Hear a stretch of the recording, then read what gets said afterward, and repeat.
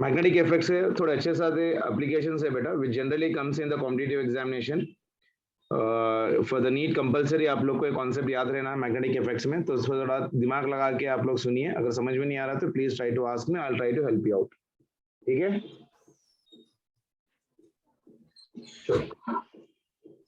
C the first application बेटा, time spent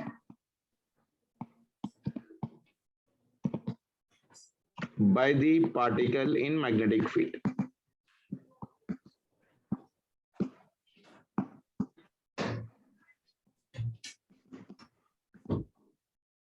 Time spent by the particle in the magnetic field. मान के चलो आपके पास एक मैग्नेटिक फील्ड है which is into the paper, इस तरह से। This cross represents that we are having a magnetic field which is into the paper.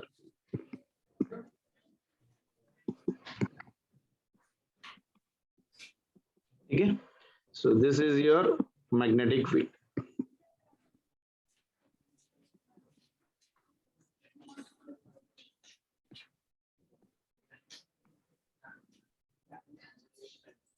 ये इसका रीजन है मान के चलो। So what I did is I projected a small charge particle. See as shown. यहां से मैंने एक चार्ज पार्टिकल लिया and I started projecting the charge particle with certain velocity. यहां पर ठीक है। So this is a charge particle Q और इसका हो गया मास M। जैसे ये चार्ज पार्टिकल इसके अंदर प्रोजेक्ट किया गया बेटा, what happen is ये मैग्नेटिक फील्ड के पास क्या पावर रहता बोला था मैंने, it can change the direction of the particle. Actually अगर मैग्नेटिक फील्ड नहीं होती तो this particle might have been gone in a straight line like this, है कि नहीं। लेकिन मैग्नेटिक फील्ड की वजह से क्या हो रहा है, it is changing the direction, it is changing the direction. जैसे ही आपने इसको इसके अंदर डाला तो this charge particle whatever you are taking right now, ये अपना पाथ स्लोली टर्न करते करते करते करते it has been making a circular path like this, और बाहर आया थोड़ी वेलोसिटी से, so it has been coming out with certain velocity in the outward direction. बात समझ में आई। So when a charge particle is been projected in this one, this is making a part of a circle, a complete semi circle नहीं है बेटा, an arc of a circle बन रही है, an arc of a circle बन रही है। So भाई जैसे ही एक charge particle is being projected in the magnetic field, ये मैग्नेटिक फील्ड के वजह से वो अपना पाथ चेंज करते हुए कर्व पाथ बना लेते हुए, सो जो एंगल से आई ना वही एंगल से फिर वापस जाने की कोशिश करेगी। Now this is a part of a circle, तो अगर मैं इसका सेंटर यहाँ पर कहीं पर लूं तो इसका रेडियस यहाँ से यहाँ तक बनेगा और इसका रेडियस यहाँ से यहाँ तक बनेगा। ओके, अगर ये ऐसा स्ट्रेट लाइन जाता तो हॉरिजॉन्टल से ये कुछ एंगल बनाता, मान के चलो सम थीटा, है कि नहीं। अगर इस सेंटर से अगर मैं इसका रेडियस बना रहा हूं तो ये मान के चलो इसका ये रेडियस हो गया r और ये भी हो गया इसका रेडियस r, ठीक है। अगर थीटा मान के चलो यहाँ पर मैं जरा आप लोग ध्यान दीजिए, अगर ये थीटा 30 डिग्रीज होगी तो ये पूरा 90 डिग्रीज होना चाहिए, तो ये कितना हो जाएगा 60 डिग्रीज। अगर ये 60 डिग्रीज है तो ये हो जाएगा 30 डिग्रीज, ये 30 डिग्रीज है तो ये 90 डिग्रीज हो जाएगा, और ये कितना हो जाएगा बेटा 60 डिग्रीज। अगर ये 60 डिग्रीज है तो ये भी 60 डिग्रीज बनेगा, और ये बनेगा 90 डिग्रीज, पर ये बनेगा मेरे को 30 डिग्रीज। बात समझ में देख लो बस एक बार। Time spend by the particle in the magnetic field, as soon as a charge particle has been projected in the magnetic field, actually that was supposed to be moving in the straight line, but due to the magnetic field that will be changing the path, and वो अपना path change करे, it will start making a part of a circle and comes out with a certain velocity। ये हो गया यहाँ पर origin वो, और वेलोसिटी से जो प्रोजेक्ट किया हुआ है मान के चलो v naught, it is been projected with a velocity of your v naught part of relation. ये एंगल है 60 और यहाँ पर एंगल 60, ये 0 हो गया बेसिकली। क्लियर है यहाँ तक सभी को, कुछ डाउट है? ओके, अब मुझे ये पता करना है कि what is the angle turn in that one and what is the time taken by this one. तो बताओ एक बार कितनी एंगल बना रही है, कोई बता सकता है क्या? देखो angle rotated is, angle rotated is, देखो दोनों के बीच में एंगल कितनी है 60 प्लस 60, ये टोटल एंगल एनक्लोज्ड है ना, सो that is your 60 plus of your 60 degrees, that means ये टोटल एंगल कितना टर्न करा 120 डिग्रीज। 120 डिग्रीज मतलब कितने रेडियंस बेटा 2 pi by 3 radians, isn't it?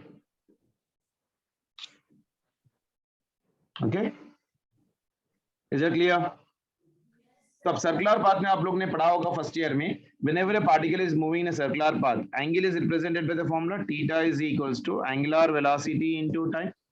तो थीटा यहाँ पर कितना है अपने पास 2 pi by 3 into angular velocity is nothing but how much for me magnetic field बेटा b into q divided by m into your time t. याद है आप लोग को? ओमेगा का फॉर्मूला मैंने स्टार्टिंग में लिखा था आप लोग को, याद है? v इज इक्वल्स टू और आर ओमेगा में रेडियस, देखो रेडियस कितना था अपने को, r is equals to m into v divided by b into your q. v is equals to r omega, याद है? So omega will be equal to your r is radius, so it is omega is equals to v by r. तो omega is equals to v divided by r की value कितनी है बेटा m into v divided by b into q. a v चला गया है तो यहाँ पर कितना आ गया बेटा bq divided by m. Last time मैंने आप लोग को ऑलरेडी कर चुका हूँ, तो इसमें से जो टाइम निकल जाएगा t is equals to your how much for me 2 pi into your m divided by your 3 times of your b into q. So this is the time spent by the particle in the magnetic field. एक बार देख लीजिए आप लोग please, time spend by the particle in the magnetic field निकालने का तरीका। पहले मैंने बोला कि with whatever angle it is been incident with the same angle it will be coming out, यानी जितने एंगल से वो इंसिडेंट हुआ है उतनी ही एंगल से फिर वो वापस आ जाएगा। बेसिकली अगर ये एंगल यहाँ 30 है तो ये भी एंगल इसका कितना हो जाएगा यहाँ पर 30, तो यहाँ पर भी बाहर भी उतनी ही एंगल से आएगा, that is nothing but of your 30 degrees. Clear है? जितने एंगल से प्रोजेक्ट हुआ है उतनी एंगल से वो पार्टिकल बाहर आएगा। So how do you calculate the time spent by this one? मतलब I am using the formula theta is equals to omega into T. Theta turned by this particle is how much for me 2 pi by your 3, omega का value bq by your m है, time is t, so t is equals to 2 pi into your m divided by 3 times of your bq। आई बात समझ में? इसमें कोई doubt है?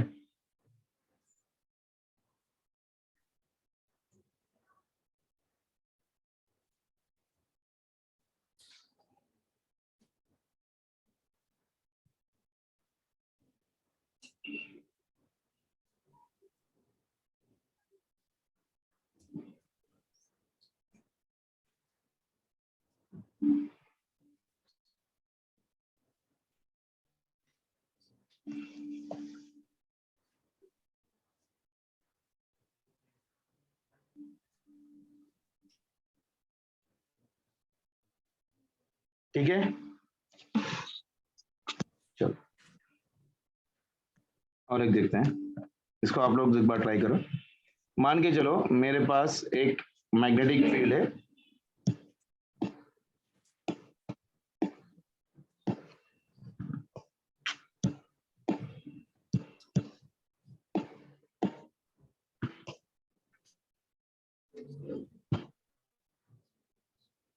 अभी जो मैग्नेटिक फील्ड है ना that is in the outward direction, ऐसा।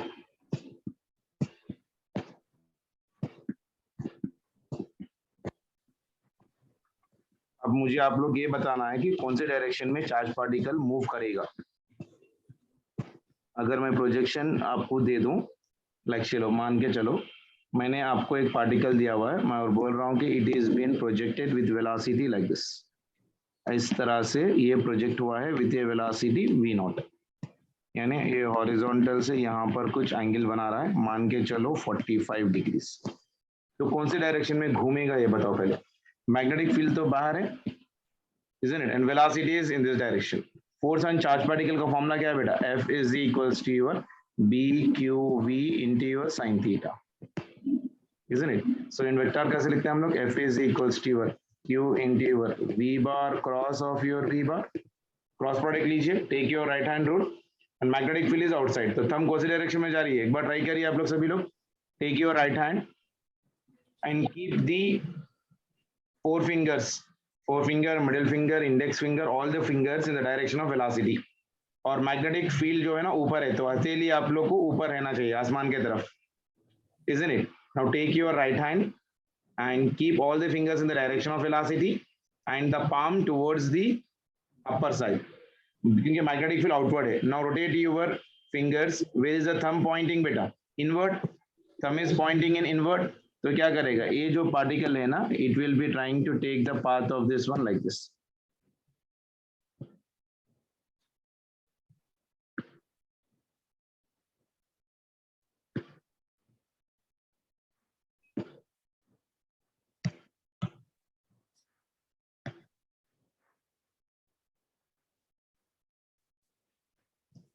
ओके, सो ऐसा कुछ पाथ लेके, क्योंकि force is acting toward the centre, तो इसका सेंटर यहाँ पर कहीं पर आएगा इसका बेसिकली।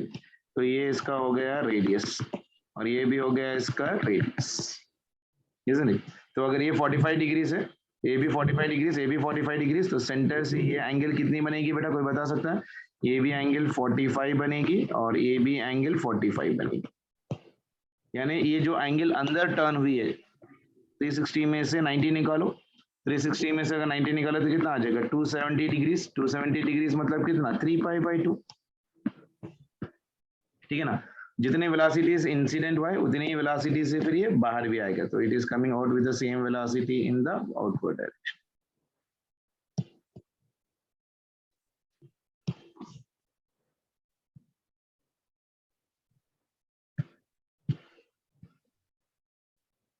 ठीक है, so with the same velocity v naught it will be coming out making the same angle right now here with the horizontal कितनी एंगल होगी उसकी? 45 डिग्री एंगल से ही बाहर आए, ठीक है?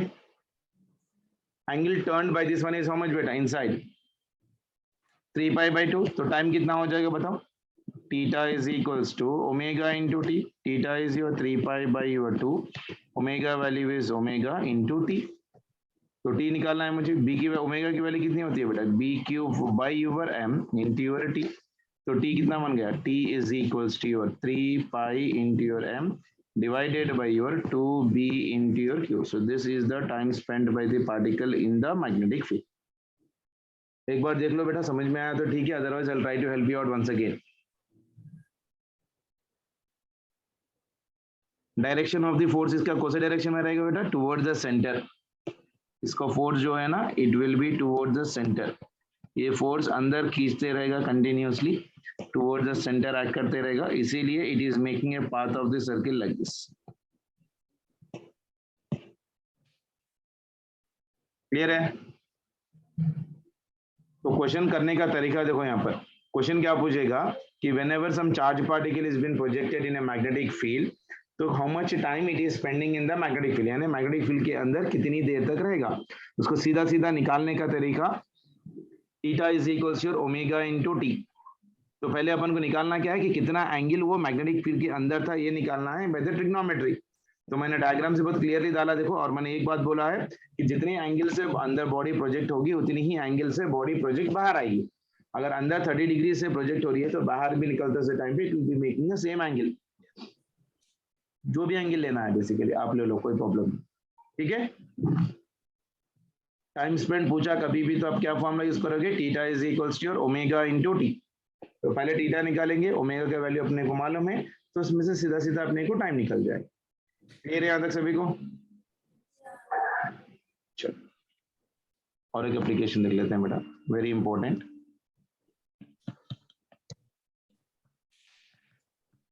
Angle of deviation.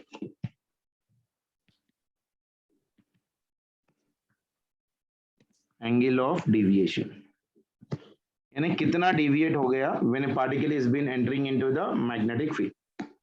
मान के चलो अपने पास एक मैग्नेटिक फील्ड का रीजन है, ऐसा कुछ,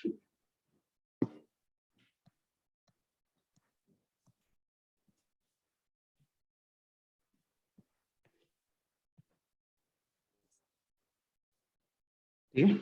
इसके अंदर मैग्नेटिक फील्ड है बेटा।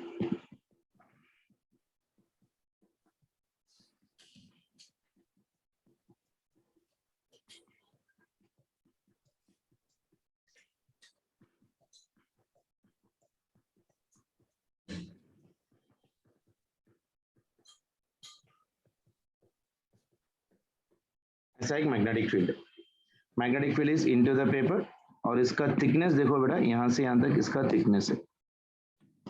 T is nothing but your not time, it is your thickness, ठीक है? अब मैंने क्या किया, एक चार्ज पार्टिकल लिया यहाँ पर से, जिसका चार्ज है Q और मास है M, and I projected it with a velocity of your V naught।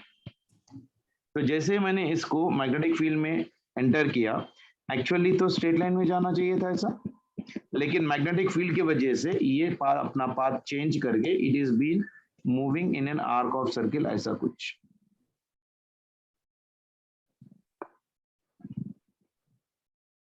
Okay, slowly deviate होके एक सर्किल बनाने की कोशिश करेगा। लेकिन मैग्नेटिक फील्ड यहाँ पर ज्यादा बड़ी नहीं थी, तो यहाँ पर आने के साथ ही इसको टर्न करने की ज्यादा जगह नहीं थी, तो ये क्या करेगा, अब यहाँ से यहाँ तक आके it will be trying to come out with a certain velocity, तो यहाँ पर एक वेलोसिटी से बाहर आ जाएगा v, making an angle of your theta. ठीक है, अगर ये इसका रेडियस होगा यहाँ से यहाँ तक, तो मान के चलो ये थीटा है इसका, और ये बन जाएगा इसका रेडियस कैपिटल आर। ठीक है, so that is making an arc of your circle. ठीक है, so initially with velocity v not और बाहर निकल रहा है with an angle of your theta. अगर मैं इसको ट्रिग्नोमेट्री के हिसाब से लिखूं तो देखो sine theta will be equal to, यहां से यहां तक इसका थिकनेस कितना है बेटा, t है, so it will be a thickness t divided by hypotenuse, that is nothing but radius r। तो साइन थीटा कितना बन गया, sine theta is equals to thickness divided by radius. या आप निकाल सकते हो theta is equals to your sine inverse of your thickness divided by radius. Radius का तो फॉर्मूला आपको मालूम है, r is equals to your m into v divided by b into your q।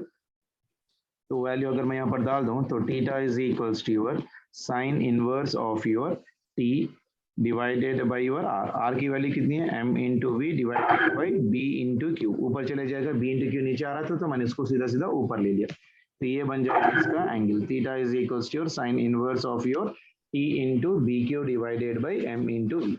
आया बेटा, इज इट क्लियर? मैं बोलना क्या चाह रहा हूं, whenever a particle is being projected in a magnetic field from outside, तो वो एक पार्ट ऑफ सर्किल बनाने की कोशिश करेगा। अगर मैग्नेटिक फील्ड का रीजन बहुत ज्यादा बड़ा है तो it will try to make a complete circle and come out, isn't it? तो यहाँ पर सेमी सर्किल बना के वापस आने की कोशिश करेगा। लेकिन यहाँ पर मैग्नेटिक फील्ड अभी बहुत कम है, तो while making a turn magnetic field sufficient नहीं है, तो वो सफिशिएंट नहीं होने की वजह से somewhere at this point, like say मान के चलो b, it is been coming out with a velocity v। तो अगर मैं इसको जरा देखूं तो यहाँ से यहाँ तक एक ट्राइंगल बन रहा है, यहाँ से यहाँ तक ये वर्टिकल और यहाँ से यहाँ तक ये पार्ट, इसलिए ये थीटा है बेसिकली। ठीक है, so sine theta is equals to t by r, theta is equals to sine inverse of t by r। तो थीटा बन गया sine inverse of your t into your r का value कितना है, m into v divided by b q, तो b q ऊपर आता है। आ गई बात समझ में? Is it clear? अब यहाँ पर क्वेश्चन देखो इस पे कैसा पूछता है। मान के चलो अगर थिकनेस उसने बोला, if thickness t is equals to m into v divided by b q के बराबर है, मतलब इक्वल टू द रेडियस है। तो जब थीटा कितना बनेगा, theta is equals to sine inverse of thickness r के बराबर है डिवाइडेड बाई योर r। तो यार ये r चले गया, तो ये कितना बनेगा बेटा, sign inverse of your 1, isn't it? यानी साइन थीटा की वैल्यू कितनी हो रही है, 1 हो रही है। 1 हो रही है मतलब कितने एंगल बनाया होगा, theta will be equal to your pi by 2, that will be equal to 90 degree. So angle of deviation for this one will be equal to how much, 90 degrees. अगर thickness of the magnetic field radius of the radius के बराबर होगा, then angle turn by it will be equal to how much for me, 90 degree से turn करेगा।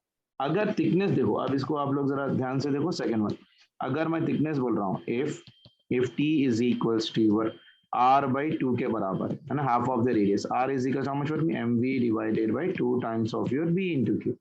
तो जब theta कितना होगा, सो साइन थीटा का फॉर्मूला क्या है बेटा, thickness divided by radius. So that is equal to thickness कितना है, m into v divided by 2b into q divided by radius is also mv divided by b into q। H वाला और ये वाला पूरा चले गया, तो अब ये क्या बनेगा मेरे पास, सीधा सीधा हाफ आ गया।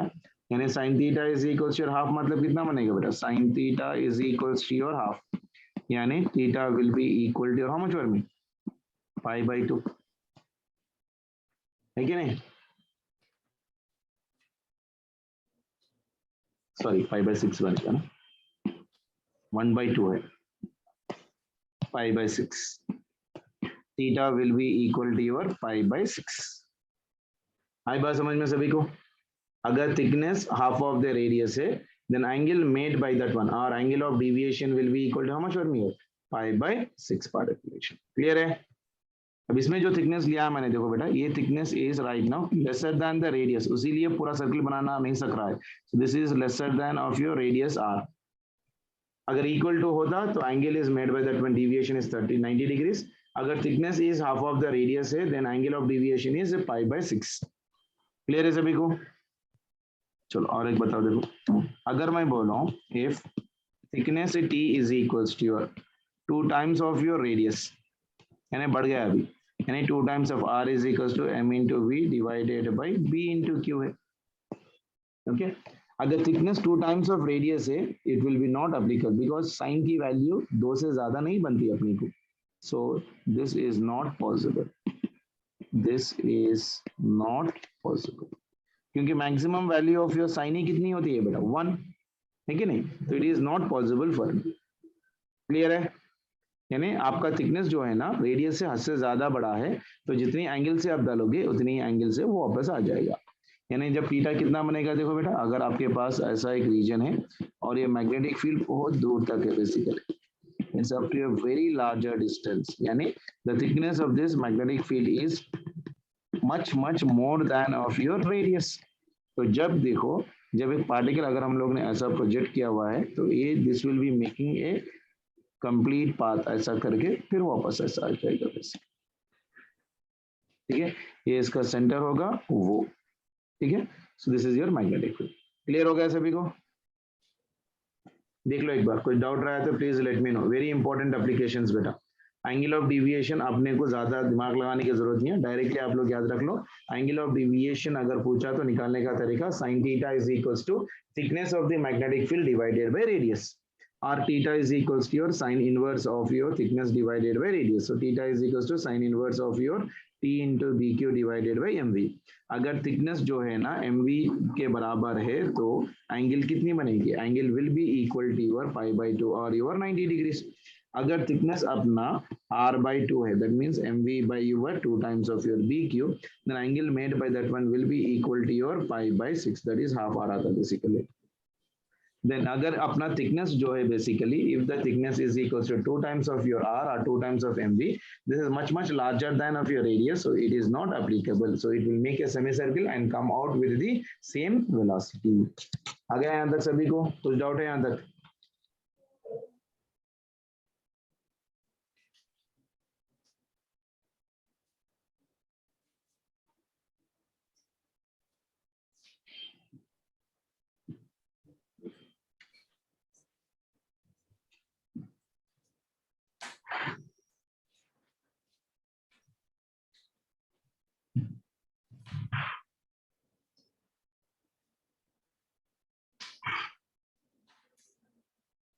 क्लियर है बेटा?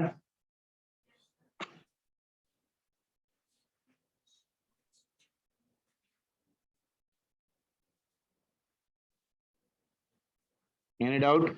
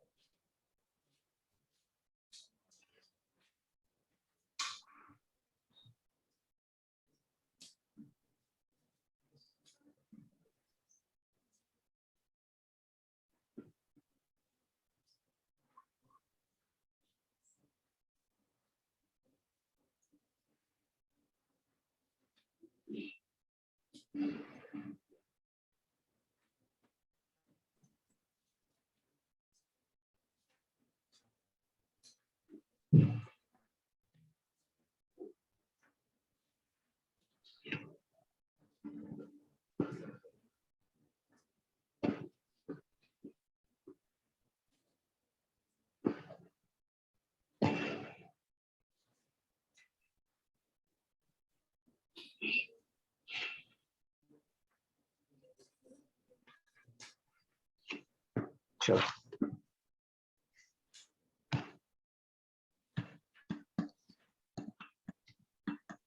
नीट 2021 का क्वेश्चन देखो बेटा, इस टॉपिक पे एक क्वेश्चन पूछा गया हुआ था. See what is that question he is then telling is an infinitely long straight conductor and infinitely long straight conductor. An infinitely long straight conductor carries a current of 5 amperes as shown. 5 amperes as shown. An electron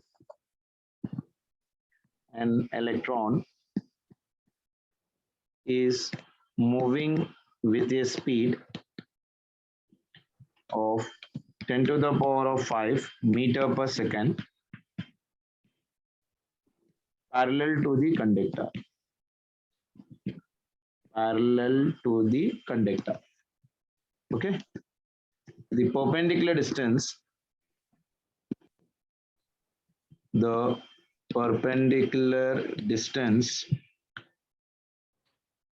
between the electron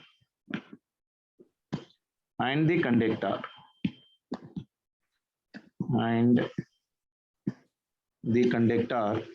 is 20 centimeter at an instant. Calculate the magnitude of the force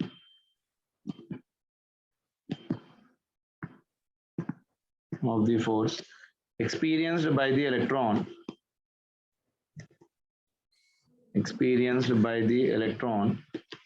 at that instant.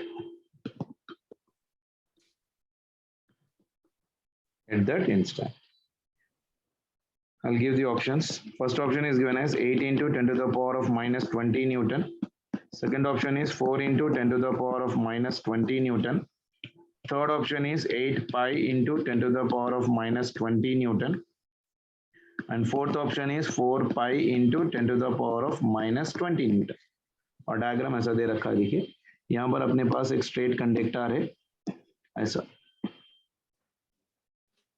Okay, इसमें current जा रहा है 5 amperes और इसके perpendicular पे यहाँ पर कहीं पर an electron है. An electron is moving parallel to this one with a velocity of your 10 to the power of 5 meter per second. और इन दोनों के बीच की दूरी दे रखा है d is equals to your 20 centimeters. Okay, this is your rod P and this is your Q. अब question पढ़ो एक बार जल्दी से. An infinitely long straight conductor carries a current of 5 amperes as shown. An electron is moving with a speed of 10 to the power of 5 meter per second parallel to the conductor. The perpendicular distance between electron and the conductor is 20 centimeters at that instant.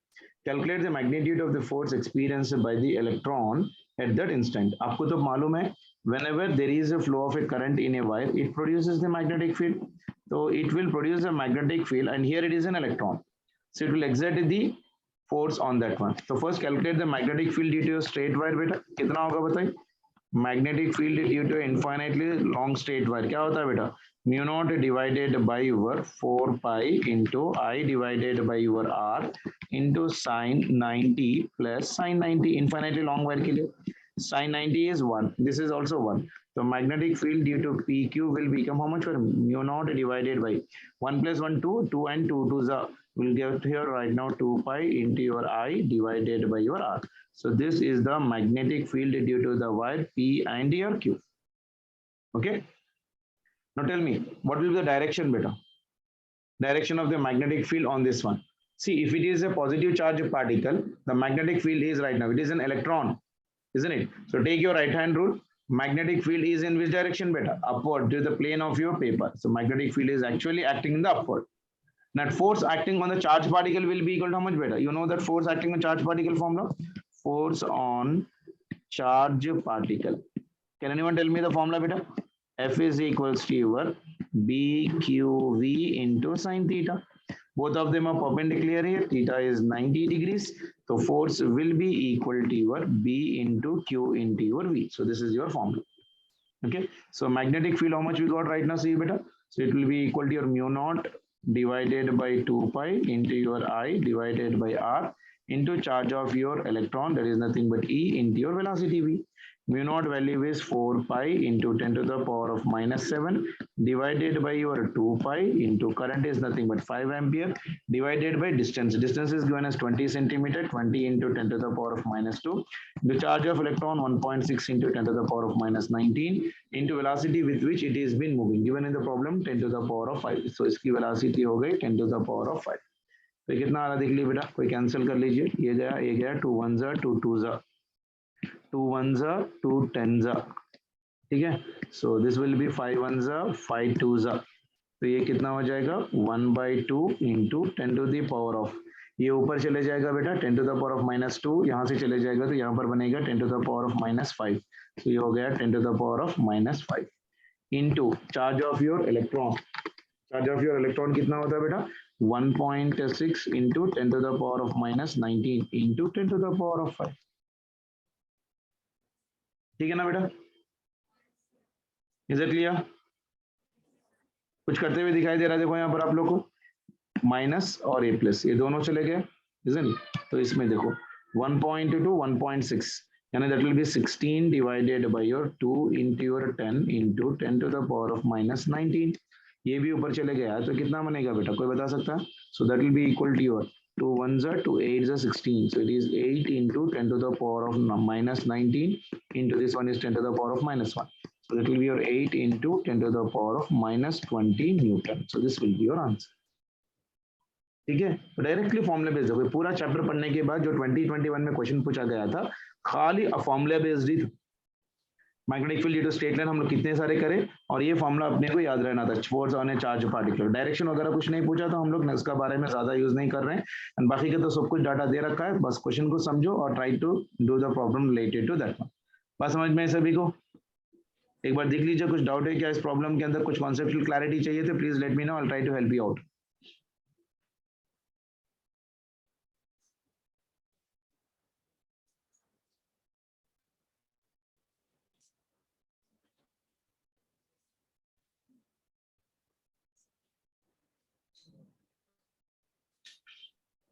Clear है?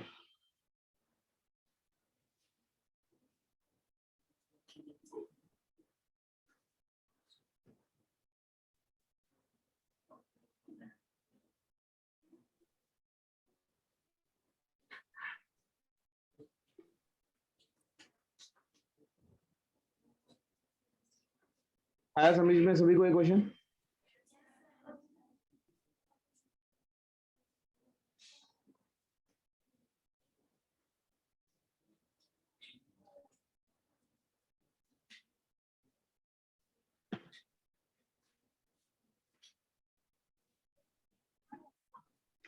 Clear है बेटा?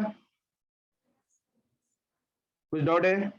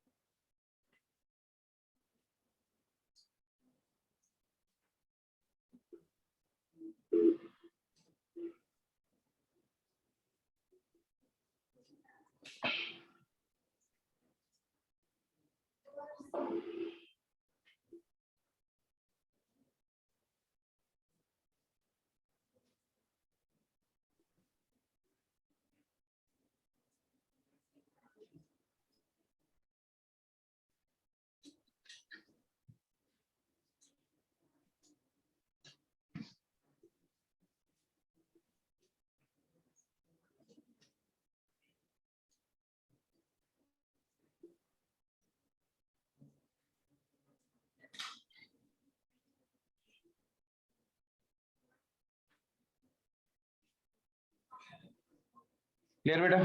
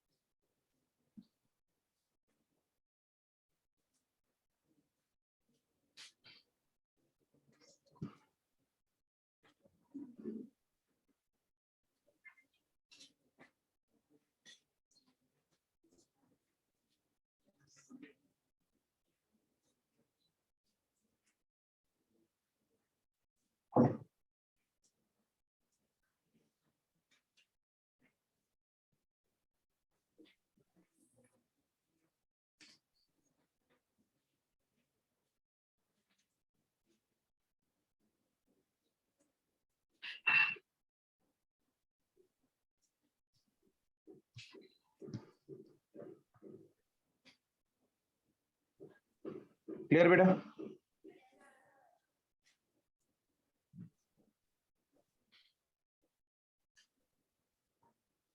मेरी आवाज आ रही है? चलो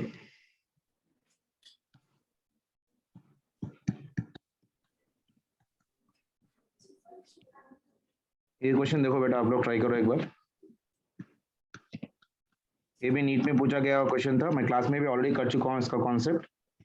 ampere सर्क्यूटल law का अगर नोट्स है तो एक बार जल्दी से निकाल के देख लीजिए, जब तक मैं क्वेश्चन लिख देता हूँ। ए thick current carrying cable of radius capital R carries current I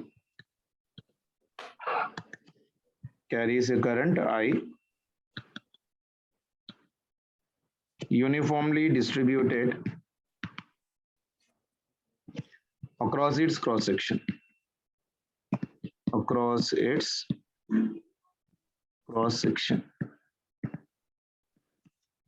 Question is the variation of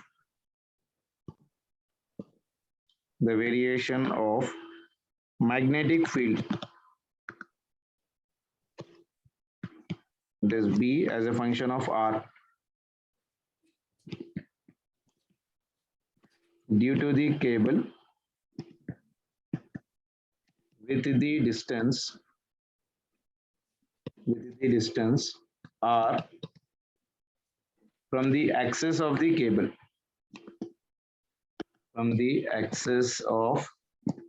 Is dash. ये मेरा क्वेश्चन है, एक बार क्वेश्चन आप लोग पढ़िए आराम से। फर्स्ट ग्राफ जो दे रखा है ऐसा दे रखा है, यहाँ पर मैग्नेटिक फील्ड है और यहाँ पर आर है, and graph is something like this. Second one is something like this, this is B and this is your R and the graph is like this. Third one is graph like this, B and R, straight line passing from the origin. And fourth one is the magnetic field, ये ऐसा, ये R है और ये B है। इसका initial straight line दिया, फिर उसके बाद मैक्सिमम दिया, फिर उसके बाद डिक्रीजिंग दिया। These are the graphs given for us.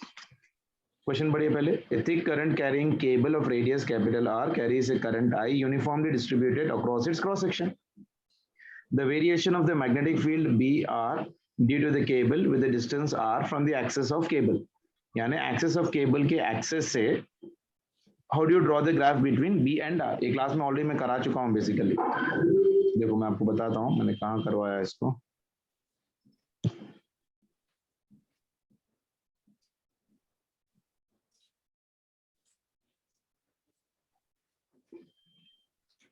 Ampere सर्क्यूटल law कहाँ करवाया था आप लोग को?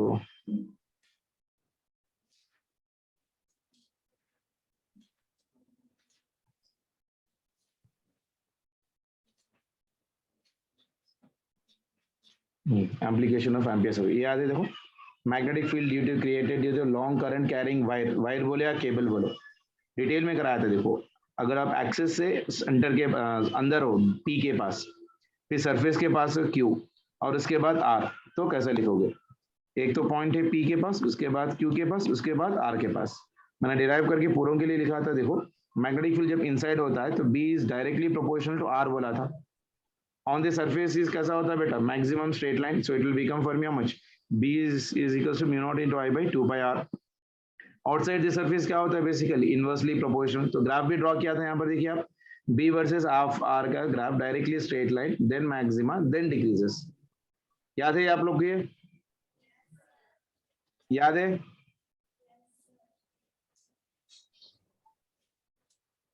याद है?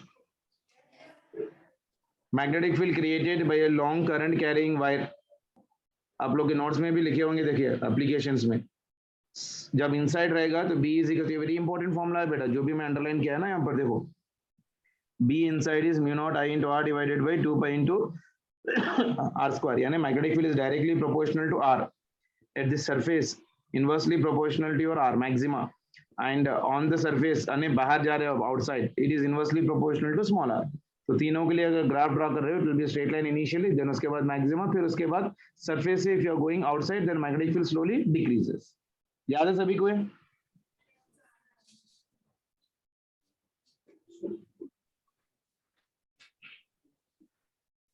तो अब इसका आंसर क्या होता है? A thick current carrying cable of radius R, यानी मेरे पास ऐसा एक थिक केबल है, केबल मतलब वायरी ना, ये इसका एक्सेस, यहाँ पर मैग्नेटिक फील्ड, फिर उसके बाद सरफेस पे, फिर उसके बाद आउटसाइड, ये हो गया P, ये हो गया Q, ये हो गया R। Magnetic field at your P will be inversely proportional to small r. Magnetic field at your Q will be equal to maxima. Magnetic field at your R is inversely proportional to R. So what will be the answer here? B is directly proportional to R. यहाँ पर small r is equal to capital R, और यहाँ पर B is inversely proportional to R. जैसा Boyle's law का graph draw करते हो आप लोग, isn't it? So the fourth option will be the answer. आया सभी को? आया?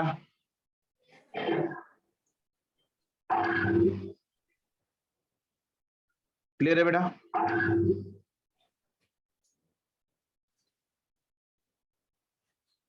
कुछ डाउट?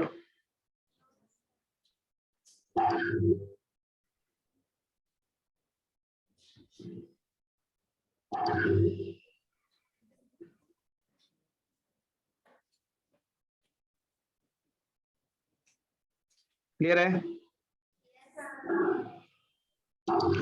डल रिस्पॉन्स है।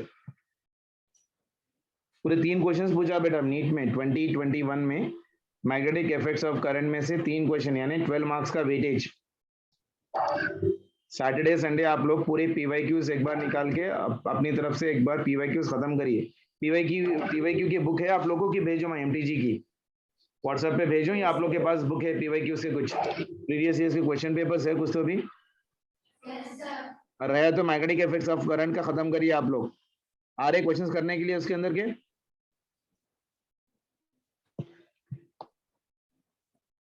आज ट्राई करिए बेटा एक बार, Friday Saturday Sunday magnetic effects of current के पूरे मॉडल्स खत्म करिए, एंड पीवाईक्यू जितने भी से पहले पूछे गए थे नीट के अंदर वो मॉडल्स एक बार कंप्लीट कर लीजिए, ठीक है?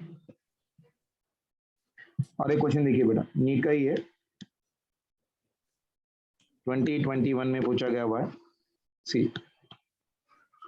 इन the product F is equals to Q into V bar cross B bar, तो F is equals to हो गया Q into V bar into this one is B I cap plus B J cap plus B naught into K cap, ऐसा कुछ दे रखा है, okay? For Q is equals to 1 and V bar is equals to your 2 I cap plus of your 4 J cap plus of your 6 K cap, and F bar is equals to your 4 I cap minus 20 J cap plus 12 K cap. पूछा क्या है? What will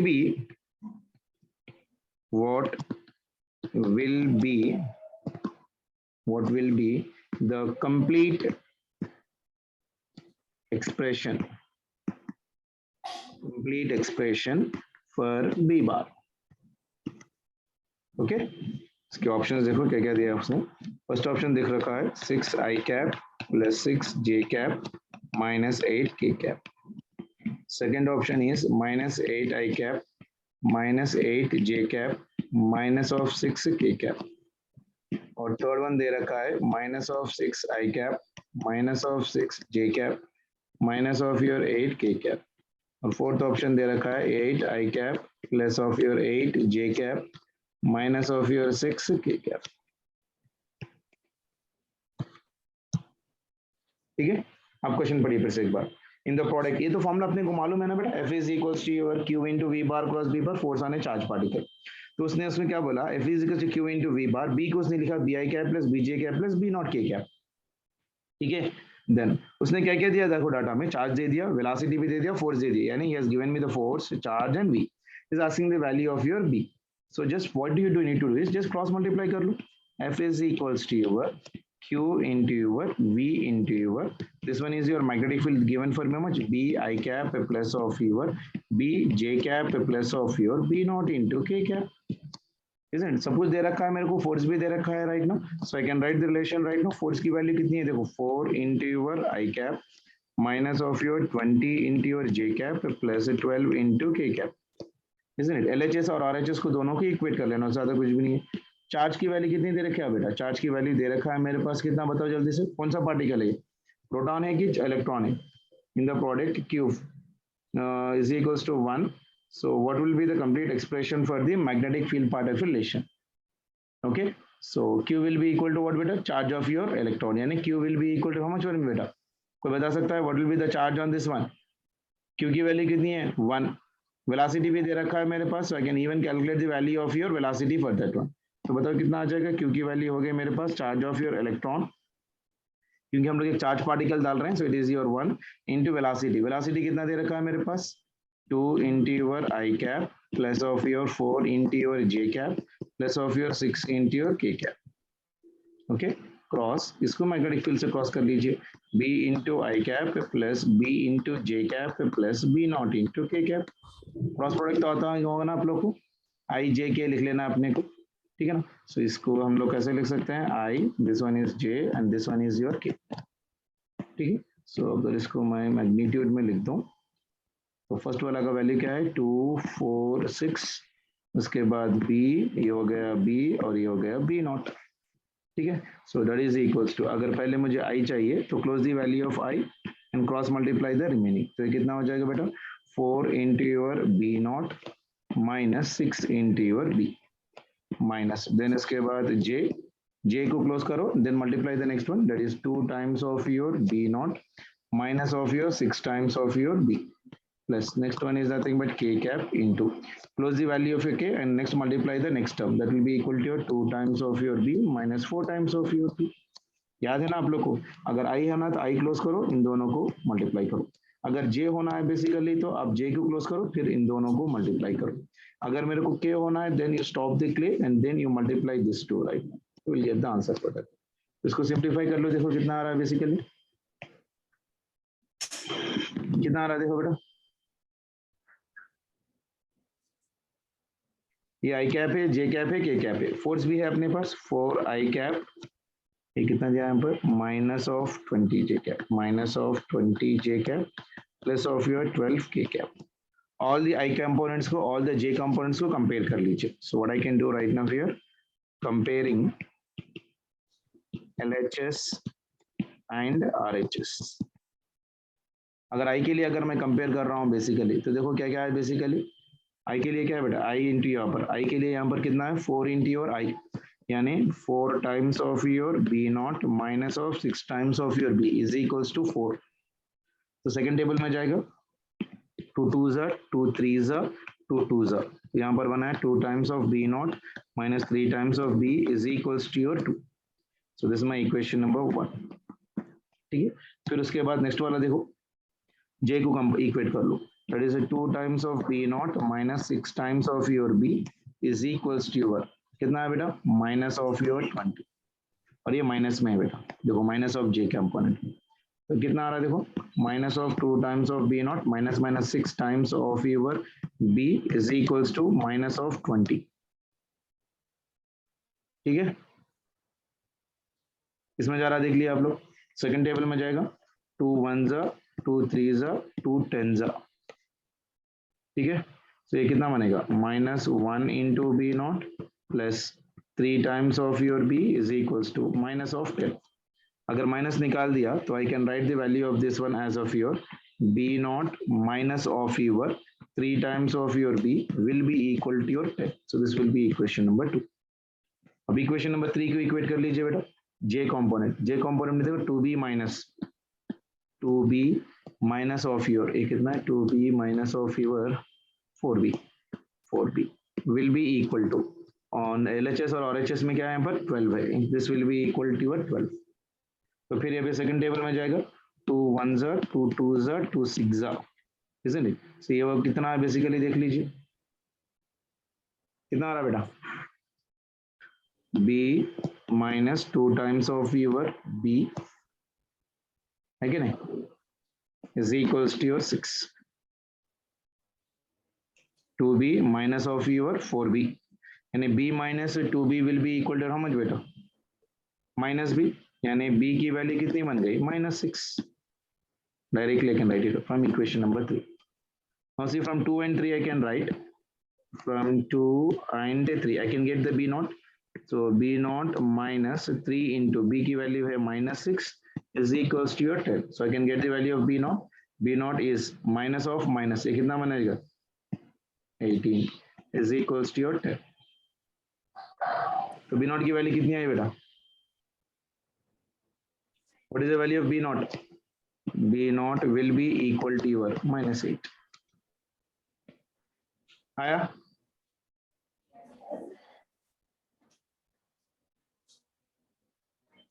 दोनों b की value भी same रहेगी बेटा तो therefore b की वैल्यू कितनी आ गई so b bar is equals to -6i cap minus of 6j cap minus of your 8k cap so this will be your answer simple application आप लोग अंडरस्टैंड कराने के लिए हम लोग डिटेल लिख रहे हैं वरना अगर अपने को प्रॉब्लम करने के लिए बैठे तो लिटरली 1.5 मिनट से ज्यादा नहीं टाइम लगेगा आप लोग लिखने के लिए समझाने के लिए टाइम लग रहा था और otherwise it's always an average question only थोड़ा कैलकुलेशन बेस्ड है प्लस माइनस का अगर कॉन्सेंट्रेशन कर लिया तो आराम से निकल जाता है अच्छा मॉडल है तो ये 3 क्वेश्चंस पूछे गए थे इसके अंदर तो this were the 3 models which have been asked and all of them are direct based अगर आप लोग प्रीवियस ईयर क्वेश्चन के साथ अगर आपके मेटल के 40-50 प्रॉब्लम्स कर ले तो ये 12 मार्क्स आपके पॉकेट में किसी हाल में भी हो जाते तो मेरी बात मानो तो मैग्नेटिक इफेक्ट्स आप एक बार पूरा सा रिवाइज करो पीवाईक्यूज खत्म कर लो फ्राइडे सैटरडे संडे अच्छी तरह से कंप्लीट कर लो कोई एक असाइनमेंट्स के पहले सॉल्व एग्जांपल्स कर लो 50 और एक एक्सरसाइज में से 50 यानी पूरे 100 प्रॉब्लम्स करके पास रख लो अलोंग विद योर पीवाईक्यूज ठीक है